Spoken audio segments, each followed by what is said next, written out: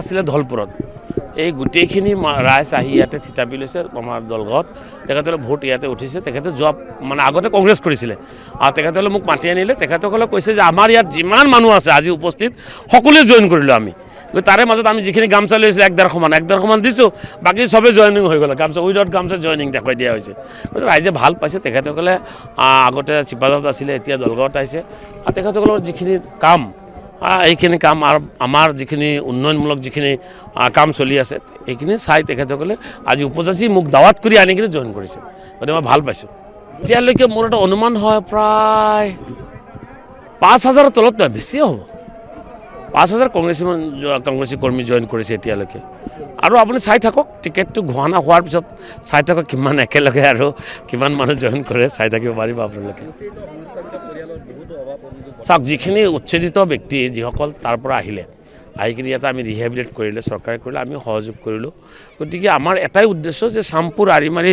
Local আৰু এতিয়া উচ্ছেদিত ব্যক্তিসকলৰ গোটেই মানুহৰ মাটিৰ পাট্টা হ'ব লাগিব গোটেই মানুহৰ ৰাস্তা ঘাট হ'ব লাগিব সেইখিনিত মই পূৰ্ণ মানে সহযোগ কৰিম আৰু কাম চলি আছে মাটিৰ পাট্টা বহুতৰ হৈছে আৰু বহুতৰ বাকী আছে যিখিনি বাকী আছে এইখিনি মই ষ্টেপ বাই ষ্টেপ গোটেইখিনি কৰাই দিম আৰু গতিকে মানুহটো ৰাইজৰ মানে মূল সমস্যাটো হৈছে বিশেষকৈ চৰ চাপৰি মানুহৰ মাটিৰ পাট্টা কংগ্ৰেছে দিয়া নাই বৰঞ্চ কংগ্ৰেছে এটা বেয়া কাম কৰি থৈ গৈছে যিটো কাম নেকি কৰিব নালাগিছিলে এটা উচ্ছেদিত আইন পাছ কৰি থৈ গৈছে 2011 চনত যে উচ্ছেদিত এই মানুহখিনি দুখীয়া মানুহখিনিক যিসকল ব্যক্তিয়ে চৰকাৰী মাটিত বসবাস কৰে তেওঁসকলক ধৰি লৈ জেল হাজতত দিব লাগে তেওঁলোকৰ ঘৰ দুৱাৰ ভাঙি দিব লাগে তেওঁলোকক পাৰিলে 2 লাখ টকা জৰিমনা কৰিব লাগে এই জৰিমনা কৰিব লাগে এই আইনটো 2011 চনৰ নৱেম্বৰ মাহত কংগ্ৰেছ চৰকাৰ থাকোঁতে ৰকিবুল হুছেইন মন্ত্ৰী থাকোঁতে আৰু আপোনাৰ তৰুণ গগৈ মুখ্যমন্ত্ৰী থকা সময়ত মুছলমানৰ বিৰুদ্ধে এই আইন পাছ কৰি থৈ গৈছে আৰু এতিয়া আহি কিনে ঘৰিয়ালৰ চকুলো ইয়াত টুকিব আহিছে গতিকে ৰাইজ বুজি পাইছে এতিয়াৰ মাইনৰিটি অঞ্চলত কংগ্ৰেছে ভোট নাপায় মাইনৰিটি অঞ্চলত মেক্সিমাম সিট এইবাৰ তালাচাবি দখল কৰিব মৌলানা বদৰুদ্দিন আজমল চাহেবে পাব কংগ্ৰেছৰ ভোট এতিয়া এইটো হিচাপ কৰিব লাগিব বিহাৰত যেনেকৈ হিচাপ কৰিছে যে তেনেকৈ হিচাপ কৰিব লাগিব ঘূৰি ঘূৰি গৈ এই মাইনৰিটিৰ মাজতে আছে বাকী ক'তো নাই আপোনাৰ মাইনৰিটিৰ মাজত আছে য'ত নেকি আপোনাৰ 2 লাখ আছে তাতে পাব 30,000 20,000 50,000 পাব বাকী চব তালাচাবি পাব এইটো খুব বেয়া কাম কৰিছে আমাৰ এটা অসমীয়া এটা সংস্কৃতি আছে গামচাৰ আমাৰ এটা মৰ্যাদা আছে ইয়াক আমি বহুত মৰ্যাদা দিওঁ অসমীয়া গামচাক আমি ইমান মৰ্যাদা দিওঁ অসমবাসী প্ৰত্যেকটো অসমবাসীয়ে দি গতিকে আমাৰ এই অসমক মানে তেখেতে অপমান কৰিছে এইটো ভাল কাম হোৱা নাই ইয়াৰ ফল পঞ্চায়ত নিৰ্বাচন আপোনাৰ এই এছেম্বলি নিৰ্বাচন পাব তেখেতসকলে অপমান কৰা অসমীয়া গামচা অপমান কৰে অসমীয়াক অপমান কৰিছে আমাৰ জাতিক অপমান কৰিছে শুনি লওক তেখেতে কাৰ ফেভাৰত কৈছে কাৰ ফেভাৰত বক্তব্য দিছে আমি হিউমেনিটি গ্ৰাউণ্ডত মানুহখিনিক আনিছোঁ আৰু এই মানুহখিনি অহাৰ পিছত তেখেতসকল আৰু আমাৰ লোকেল যিখিনি আছে লোকেল মানুহৰ লগত কনচাৰ্ণ লৈ কিনে লোকেল মানুহৰ লগত আলোচনা কৰি কিনে ইয়াত বহাইছোঁ আৰু লোকেল মানুহখিনি মাটিৰ পাট্টা দি আছোঁ নে মই তেখেতসকলে 100 বিঘা আপোনাৰ হেৰি মাটি থাকে চৰকাৰী মাটি আছে 10 বিঘা যদি মেদি মাটি থাকে 100 বিঘা ইকুৱেল টু 10 বিঘা সমান ইয়াতে মানুহ ধৰকচোন মেক্সিমাম 1000ৰ ওপৰত মানুহ যোগদান দিছে তাৰমানে হয়তোবা গামচা যিমানখিনি আছিলে সবখিনি দিছে আৰু হয়তোবা দিয়াৰ পিছতো মানুহ ভিৰ লাগিল আমি কৈছোঁ দিব নালাগে আমি সব জয়েন হৈ গৈছোঁ ইয়াতে ক'বলগীয়া নাই যোগ কৰিলোঁ ইয়াতে তাৰমানে আমাৰ বিধায়ক সাহেবৰ আমি কাম কাজত সন্তুষ্ট হৈ পেলাই আমি ইউটিউব দলত যোগদান কৰিছোঁ আমি তাতে থাকোঁতে ধলপুৰত থাকোঁতে আমি কংগ্ৰেছ কৰিছিলোঁ যেতিয়া আমি তাতে ধলপুৰ বসবাস কৰাতে কংগ্ৰেছক আমি ভোট দি আছিলোঁ ইমান দিন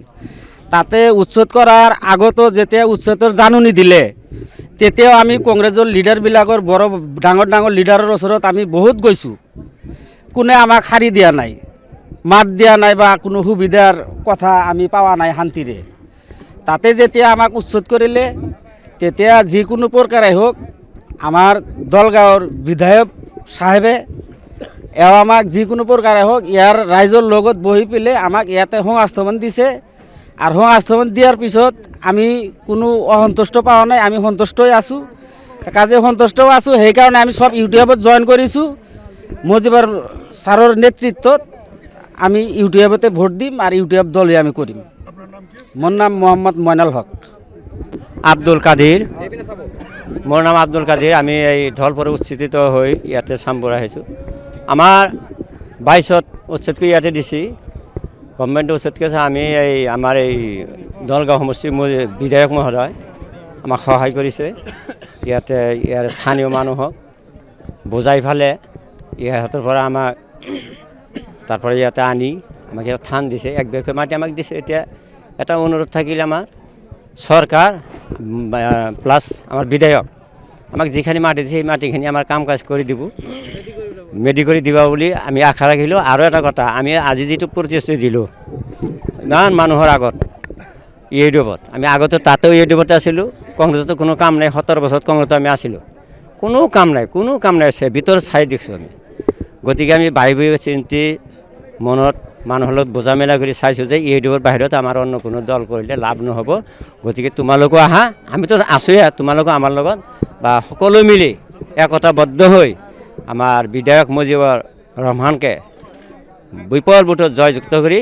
আকৌ নেক্সটবাৰৰ কাৰণেও বিধায়ক বনাব লাগিব এইটো চিন্তা চৰ্চা কৰি আজিৰ মিটিংটো আহ্বান কৰা হৈছে।